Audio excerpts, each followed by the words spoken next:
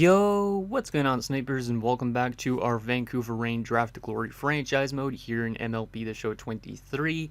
So in last episode, we started up the Year 7 simulation, and yeah, as of course, we are not off to a good start. We're 22-59 on the year, but we did get some good scouting done, and I think I know exactly what we want to get in this year's draft because we do need right fielders, and there was a pretty solid right fielder in this coming draft, and that is Eric Adling.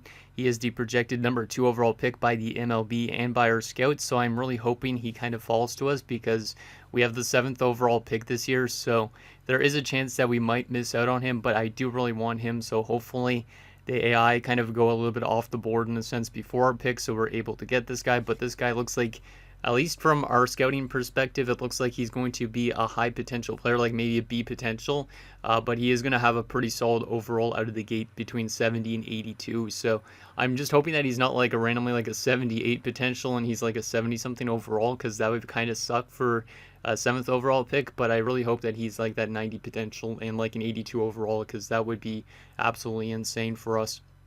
Because imagine a right field with him and like Giancarlo Sixto. I think that would be a very solid outfield for our team in the future. So there is that. Before we actually get into this year's draft, though, I do have a couple comments to go over. So the first two are from Nick Bacher Barons OC. The first one says, so 1 year resets the pay structure to normal, and you could just go to 1 year, 25, then change years to 10. So he's basically talking about when I was offering Giancarlo Sixto a contract, I couldn't, apparently I didn't have the budget to sign him to what we were trying to get for 10 years. So I guess we'll end up having to try that again in a few years. But yeah, the contract stuff in this game is a little bit weird. Like I don't understand. I do understand front-loaded and back-loaded contracts, but I don't understand how to get them so you could actually get them to go through and all that type of thing. Because I've never really done front-loaded and back-loaded contracts in a franchise mode before. I've only done kind of just like the straightforward normal contract. And in the last comment from Nick says Eric Adling and Sammy Gomez, then Kevin Silva if everyone else is gone. So he's saying if we do not get Eric Adling, to go with Sammy Gomez, and if Sammy Gomez isn't there, to go with Silva. Sammy Gomez is the starting pitcher with an incredible mustache. He is also definitely looking pretty good, and I would tend to agree with taking him pretty early on. I think he could be one of those guys that are definitely on the board still when we get to our pick. I'm not too sure on Adling, but this guy is projected to be the 3rd best player in the draft according to our scouts, but the MLB has him ranked at 11, so this guy also has a high interest, which is good for us. So we would more than likely draft him if we don't get Adling. And he said Kevin Silva if we don't get him, which I think Kevin Silva. What position was Kevin Silva? I don't even remember what position Kevin Silva was. Oh, there he is. Or no, it's Kenny Silva. Yeah, it's Kenny Silva. I think he means. Yeah, it's definitely Kenny Silva. I think he means this guy because I don't know if there's a Kevin Silva. But yeah, this guy also should be pretty good. The only problem I have is that he's 21. So if he's a 58 overall at 21, that's going to be a bit problematic. But if he's like a 70 overall with the 92 potential at 21, that would be pretty great. So there is a chance we will probably take that guy if the other two go off the board. And also Silva could play right field too. So that kind of gives me that position lock regardless in the outfield. And then the last two final comments are from Joseph D.M. Miller. The first one says, I found out that generational players don't appear to be generational when they first hit 100% scouted. You have to scout one more week to see the real generational stats. A bit annoying and not intuitive, but that seems to be how it works from what I've seen. So I guess, like, for example, like if we go back to Adling, we won't know for sure if he's actually like one of those generational players unless we scouted him out for another week. So I don't know exactly how that works, but yeah, that kind of is a little bit weird that they have it like that, if that is the case. And finally, Joseph says, I should also mention that usually at 50% scouted, they might look like terrible picks, 20 plus rank when initially listed as top 5 to 6 pick. I think this is because the potential and overalls are so close that it causes the scouting on them to be misleading until completed with that extra 100% scouting week. Huh. Interesting. Okay, well there is that. Let's get into this draft and see what we can get, because I honestly don't know if this is going to be a good draft, because it didn't look like to me there's going to be a generational player in this draft, but who knows, maybe we'll be kind of surprised and maybe we'll get a generational player, maybe we'll just miss out on one again. I really hope that I have a good draft this time around, because last year's draft was an okay draft, I'd say, but it wasn't the draft that we wanted to have, because we had the first overall pick last year and we kind of took a guy that I would say was probably more of a late first round pick in a sense, or mid first round pick. So yeah, hopefully we draft a little bit better this time around. But let's get into this. Let's go for one more week, because we have the draft up here on the 7th. And yeah, hopefully we make the right decisions in this draft. And hopefully also our players on our team get a little bit better that are on our roster, because they were off to a little bit of a slow start. So there's a good little winning streak near the end of this. Gary Steiner has been injured. Let's go auto on that, but that kind of sucks, because I think he was doing really well in AAA, if I remember right. Okay, let's add all our 100%ers that we scouted out. Yeah, all our 100%ers that we scouted out to our draft queue. We won't put anybody else, so actually we'll put the 55s in. Anybody that's above 20%, I guess, or above, maybe above 50%.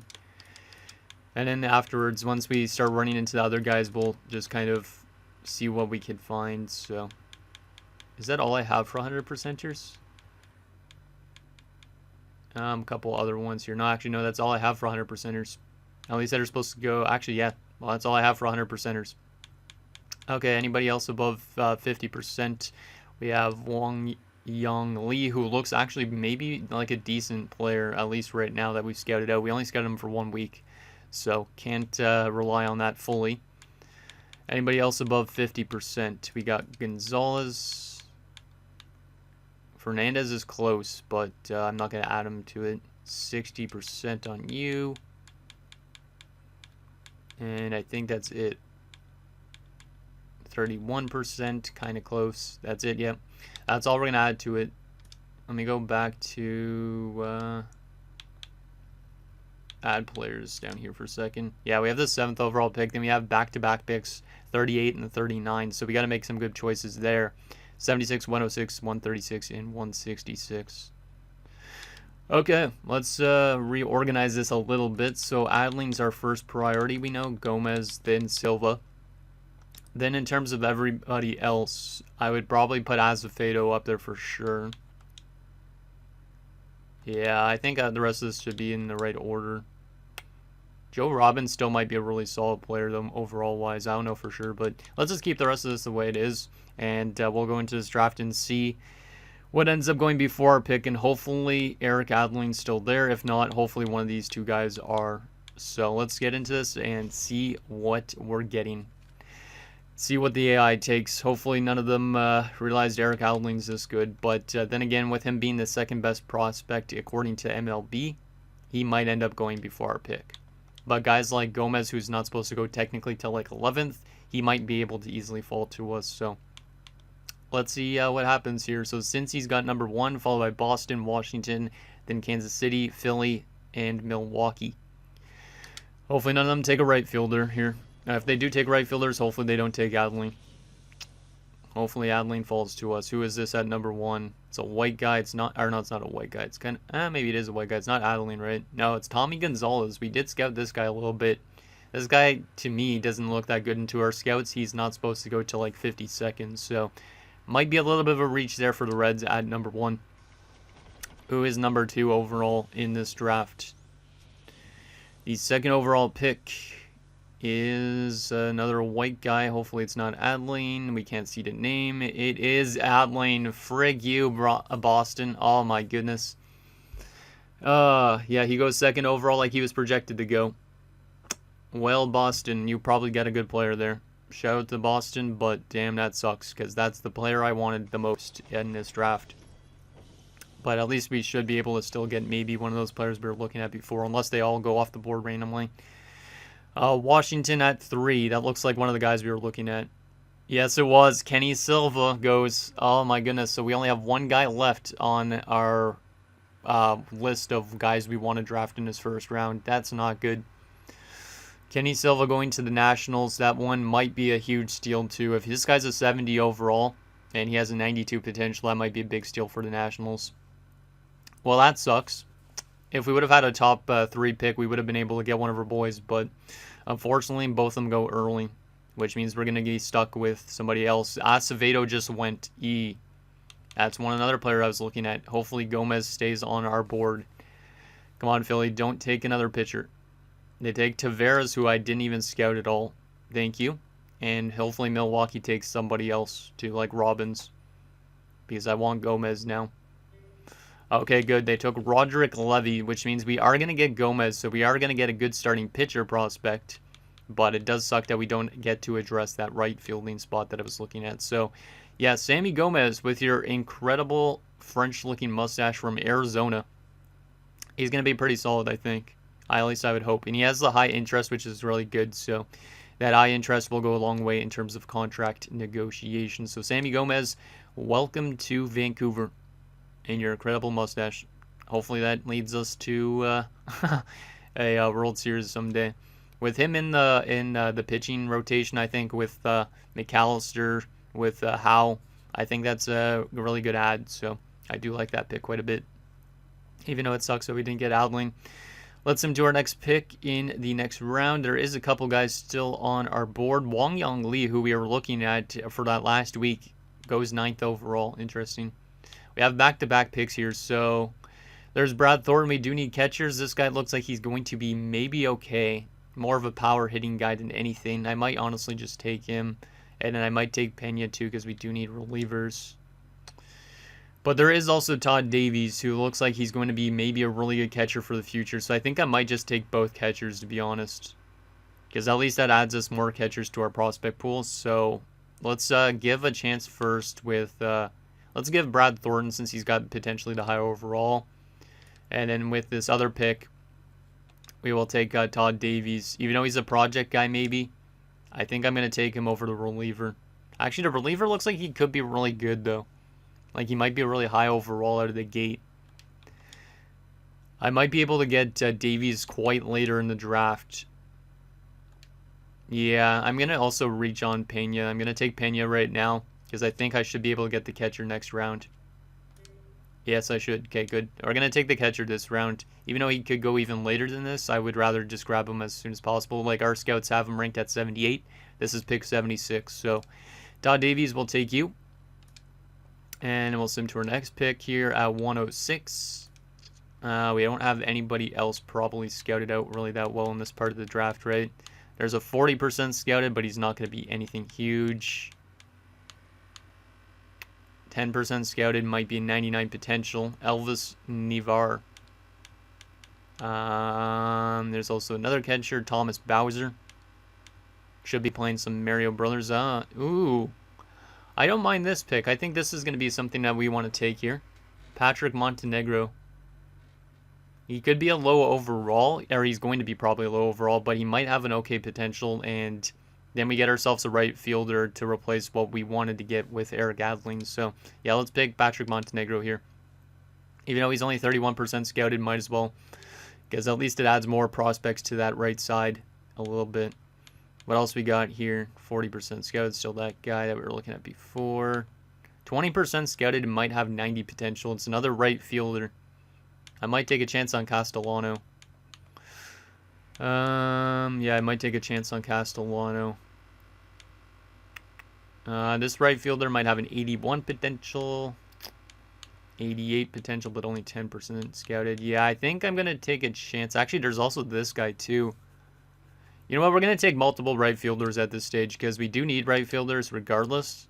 I just hope that we find one that's actually really good. So, and then we have that other right fielder I was just looking at, if he's still there. Yep, Castellano is still there.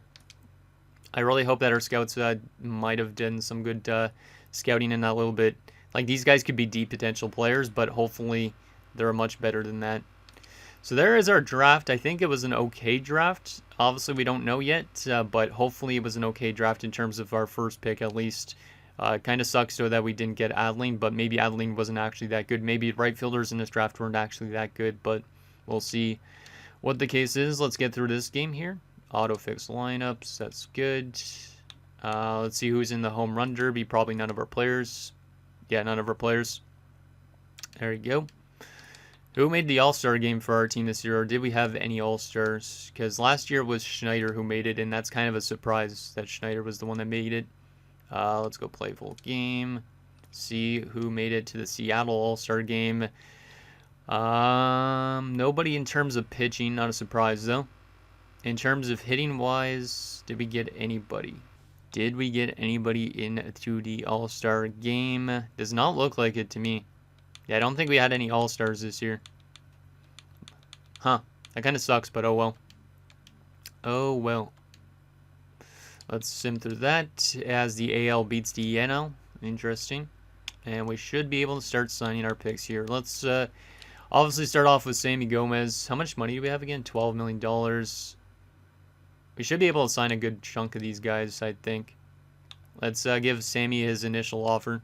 And he declined it. God damn it, Sammy. Damn it. Let's go to Thornton. See if he'll accept. He has accepted already, so good that Brad Thornton's accepted. Who else is above 50%? We got Montenegro, who should be cheap. Let's get him up to 60%. There you go. Nice. And that's all. So let's add the rest of these guys to get scouted out a little bit more. Yeah, that should be good right there. Perfect. And then we'll sim for 3 days and try and sign Gomez again. We should be able to easily get him in anyways. It's good that he had a good starting interest rate. So we'll remove all these guys again for a second. So let's see. Sammy, will you accept 64% interest? There we go. Nice. Sammy's signed, which means the rest of these guys just need to be scouted out longer. So let's get them out scouted a little bit longer. We should be able to sign up a couple of them in a few days. There you go. Auto on that. Perfect. 52%. Let's try and get you up to 56. Decline for Davies. Come on, boys. We got the money to probably spend a good chunk on these guys. Decline for Castellano. That's kind of a surprise.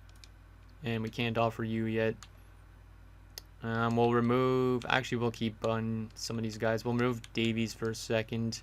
So we can get Pena scouted out a little bit more. Or interest a little bit higher. Since he was a higher up pick. Auto on that. Auto on that. Auto on that. Oh my goodness. The amount of times I have to press auto on that. It's funny. Okay, let's try Castellano again.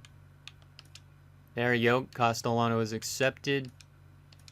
Davies has accepted. Perfect. And now it's just these two. And we'll probably move Pena to #1 priority just because he was a much higher up pick. Yeah. He's not looking actually that good. Yeah, he's not looking that good.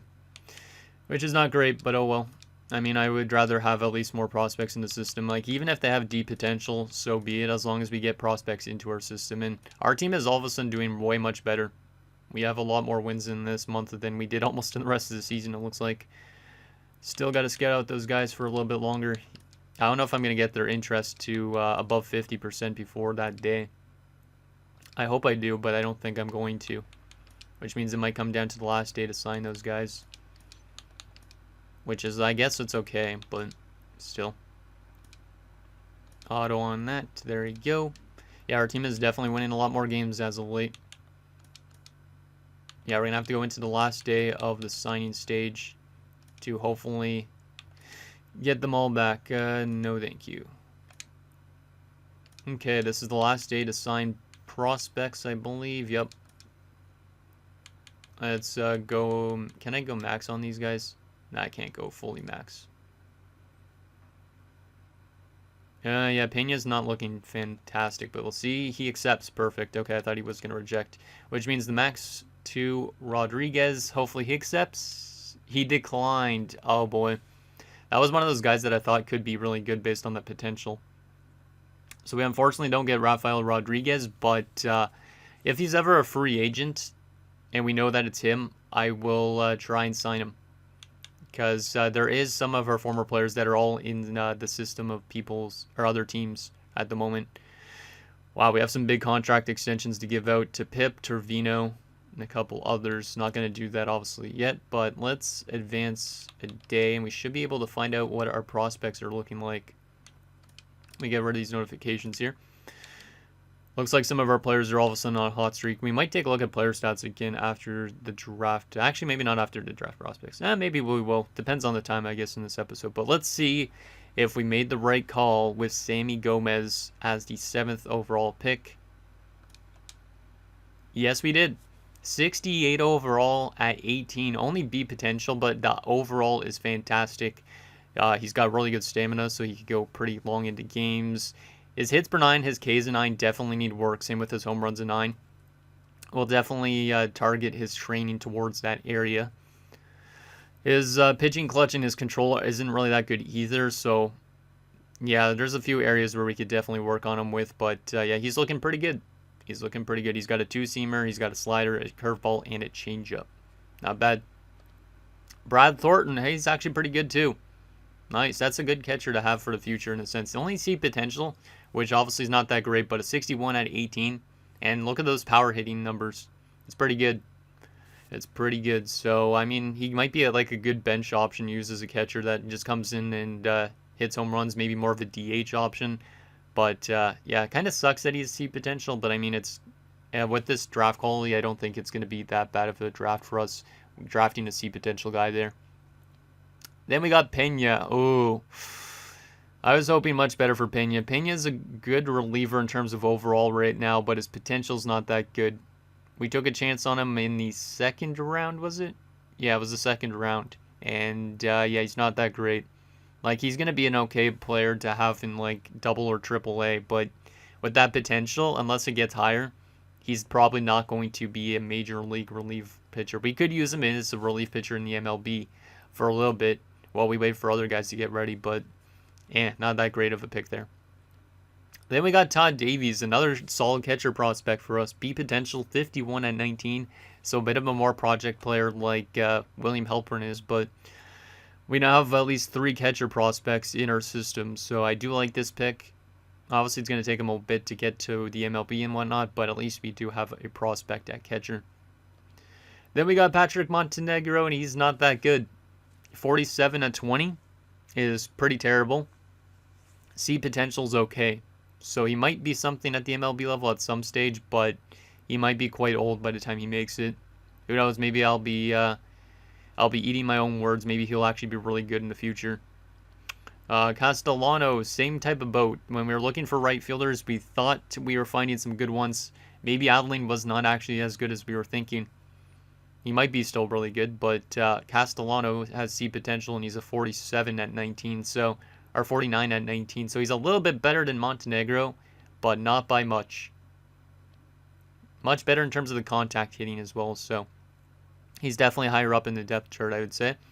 And that's our draft. That's our draft. I would say it's an okay draft. Oh, Gomez only has 83 potential. Oof. I was hoping it would be like 89 or 90 potential with that B potential, but 83. Oof. That's I don't know if that's a great pick. Some of these drafts are pretty bad as of the last few years. We really need to have a draft where we could get like tons of good players, because I remember way back in year 2, was it, or year 1, we had like straight A players. Now we're getting stuck with these crap drafts where we get average players, kind of. Like, Gomez is going to be solid. Thornton might be a solid catcher for us, like as a number 2 option. Pena, not really much. He might be an okay reliever at the MLB level, but not really an insane one. Todd Davies, like, he looks pretty solid for the future. He's probably the best prospect we got in this draft in terms of, like, potential least. And then Montenegro and Castellano might be long shots, but they might make it too. So, yeah. It's an okay draft, I think, unless for some reason the rest of these teams all had really good drafts. Like, maybe we had the worst draft of the bunch. So let's take a look at what the AI got. So starting off with Seattle, Joe Robbins, who was the first baseman I was looking at, is pretty good. 74 at 18 with a 78 potential. So his potential is not super high, but he is a good overall at 18. Kind of similar to Cardenas, I guess, in a sense. And yeah, this guy has some pretty good power hitting, some good contact. He's going to be pretty solid. But the rest of the picks, nobody that's a potential player there. One A potential guy. There's Cordero. Garcia. He's pretty good center fielder. I wish I'd have scouted out some more center fielders, but I did not. Nobody really for the Braves. Yeah, this is not looking like a good draft class at all. Holy. Like, we only have one. That's a B potential still. We have no A potential guys up to this point, right? Yeah, no A potentials. Who's going to be the first A potential player in this draft? It's probably going to be the guy that went first overall or something like that, or second. It might be Adling. Who knows? Yeah, nothing really there. Benitez, 71 overall. And 18 is pretty damn good. With 88 potential is also pretty good. It's not A potential, but yeah, Johnny Benitez is pretty good. We didn't even scout him out at all. Quincy Snyder, 52 at 21 is not great, but 93 potential is. That's the first A potential player in this draft. And we didn't know about him at all. What else we got here? Looks like a really good draft for the Phillies. Miguel Taveras, who was he with the top pick? I don't remember the top pick, but he's a B potential. Nick Walker, solid. Pena, solid. And then the rest of them, okay. Washington, Kenny Silva, who we were looking at as one of our potential picks, also had 85 potential. And he was a 63 at 21. So he's okay, but obviously I feel like we made the better call with our pitcher anyways, even though Kenny Silva was off the board by our pick. But if we would have taken this guy, he definitely wouldn't have been as good because his overall for 21 is a little bit low. It's not terrible, though, by any means. Murillo, pretty solid. Foley, eh. Yeah, this isn't looking like a great draft. Like, look at this draft for the Cubs. There is absolutely, like, nothing here. Wow. Kenny Q is solid, or Kyo? Kiao? I don't even know how it's pronounced. Tenny. Julio Valley. Solid-ish. Yeah, this is one of the worst draft classes we've seen, I think. Devin Bliss. Solid.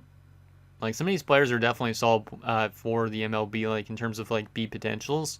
But you're not getting any, like, superstar players. Like, I think we've only seen now two guys that are A potential. Monte McGregor just barely falls into the A category. Huh. Yeah, it's not looking great. This is, oh my goodness. The Diamondbacks might have had the best draft. Because you have Mueller, who has 86 potential. You have Leo Beck, who's 80 potential. You have Greg Duke, who's 87 potential. Dan McBride, who's 84 potential. And this last pick, we were looking at Elvis. Oh my goodness. I should have went with this guy. We were looking at this guy late, but we didn't draft him. He's got A potential. 49 at 18 is really low. But if this guy reaches that 94 potential, that's an absolutely huge steal there for the D-backs. They had a really good draft. Colorado. There's one player. Rob McCain, who might be solid as shortstop. We didn't really even scout any shortstops. But, yeah, it looks like there's some definitely good A potential guys, but not in the areas we scouted. Like Matt Strickland. And then also, like, Desmond Spillane. Huh. San Diego. Conrad Daly is okay. And, wow. Alexi Escalona is a great steal as well. Another project player, but still. Looks like a lot of teams didn't know about any good players till the last round. Which is weird. Like Wang Yong Lee, another guy that went literally a couple spots after our pick, only has 85 potential. So teams made good picks late in the draft, but early in the draft, they were kind of average players. Which is really weird. 71 and 23. Oof. Todd Jones. Eric Adeline. Yeah, okay. Adeline could have been a solid pick for us. 75 at 19 is fantastic. But 83 potential. I thought this guy was going to have like a 90 potential. But, no. He's going to be a good player regardless. But, yeah, that ceiling is a little bit lower than I expected. But he's still going to be a really good solid player for the Red Sox. But for a second overall pick having that potential, it's a little bit weird. We would have definitely taken him if he was at 7. Anything else in this draft that's interesting? Salazar, solid. Oh man, there's a 97 potential at 23, but he's probably going to have a low overall watch. Yeah, 60 overall at 23 is not good. But this guy, if he ends up making that 97 potential when he's like 34, right at the end of his career. Wow, Dave Griggs, we were looking at this guy at one point. I completely forgot about him. 58 at 18, 77 potential. Alan Harris is okay. Richie Hobson, we were looking at 71 at 18 with only 78 potential. Yeah, we definitely need to start finding more about these draft classes because holy, some of these are a bit really bad. Clyde Higgins, pretty solid. Theo Finnegan, nice steal there. 59 overall, 94 potential. Solid pitcher there for Styles, and Cunningham is okay as well because he's 70 at 18. Cassidy is okay. Jonas Acevedo, who went right before our pick, I think, or a couple spots before our pick. I was looking at this guy, and he would have been the best player. He would have been the best pitcher, at least, for us to draft, at least in terms of our positioning, I'd say, if he was to fall to us. I was looking at him. Surprisingly, Nick didn't mention him. But 67 at 20 is pretty solid, 91 potential, so just barely into the A territory, but kind of wish Acevedo fell to us. Looks like a really good draft again for the Royals. They get Mark Gregg, who's pretty good, and Christophe Bouchang. 2 good shortstop prospects, so there must have been some good shortstops in this draft. Sonny McGinnis is okay. Campos is also okay. And I think we're almost there. Luther Kurtz. Didn't scout this guy, I don't think. Closing pitcher, 94 potential. Yeah, we missed out on some really good players, but looking like there is no insane player that's 99 potential. Robert Ikita's pretty good too. And that's it. So in terms of our draft, I'd say we had an okay draft, but it wasn't the type of draft I was hoping for, all things considered, because it looks like a lot of the other teams might have found some really good steals that we didn't even know about, so kind of sucks on that territory. Final thing, let's take an updated look at our player stats, because there has been some changes in terms of how good of our players have been doing. Not going to take a look at double and triple A yet, but let's do MLB to see who's improving. So Garth Howe is getting much, much better this year. Holy crap, he's up to an 88 at 23. Garth Howe is insane right now. His FIP is 3.41. That is really good. That ERA is good. That WHIP's good. That quality starts, 16 quality starts out of 22 games. Yeah, Garth Howe needs to be signed here long term once his contract is up. He does have 2 years left of ARB still technically afterwards, but I need to give this guy like a very long-term deal. He is definitely the ace for this team because he's doing really well with a bad team. So, Sixto also drastically improving. 275 batting average. He's up to an 88 at 22. Between him and Howe, that is going to be pretty expensive, but definitely worth it. Dennis Lake's doing pretty good as well. Pip, solid numbers, but the average is a little bit low. McAllister's still struggling. Gardenias is doing pretty good, back to where he normally is. Trevino's doing good. Steve Schneider's still struggling kind of with the average a bit. Ollie Gelman's still struggling batting average wise. Todd Goss, let's see, how's his FIP? Not that great. But it is his first season. Bill O'Donnell's struggling as well. So a couple guys are struggling, but a lot of guys are starting to get much better throughout the season, which is great. Like I said, between Garth Howe and Sixto, these guys are going to get probably both long-term deals because one's 23, the other's 22. They're both 88 overall already and A potential. I think they definitely need to be signed for quite some time. So there is that. Let me actually go quickly as well to league leaders at this stage. Even though we do stop to simulate the rest of the season in the next episode, I just want to see if any of our guys are up there. Cardenius up there at bats. Anybody up there in terms of standing stuff? Trevino and Gelman are up there in stolen bases. So at least even though they're not doing good in terms of batting average, Gelman, He's up there in stolen bases. Cardenas is getting walks, which is good. Anything interesting in terms of pitching? Not really. I want to see if there's also any award leaders right now. Garth Howe has only walked 31 people so far, which is one of the best in the league. And Garth Howe is 8th in pitching WAR. Wow. Garth Howe is a monster. I know he's probably not going to be up there for the Cy Young, but that would be insane. Yeah, he's not up there for the Cy Young yet, but that would be insane if he ever gets there. He'll definitely win a Cy Young, I think, in his career. I don't know when, obviously. Pip is still up there for Rookie of the Year, but he's down to number 3, so he might not win it, but that's okay. But, yeah, this is an exciting season, I think. A lot of good progress from our top guys, like Sixto. He is taking a big leap forward as well this year. And he is being healthy all year as well, which is good too, because last year he missed some time.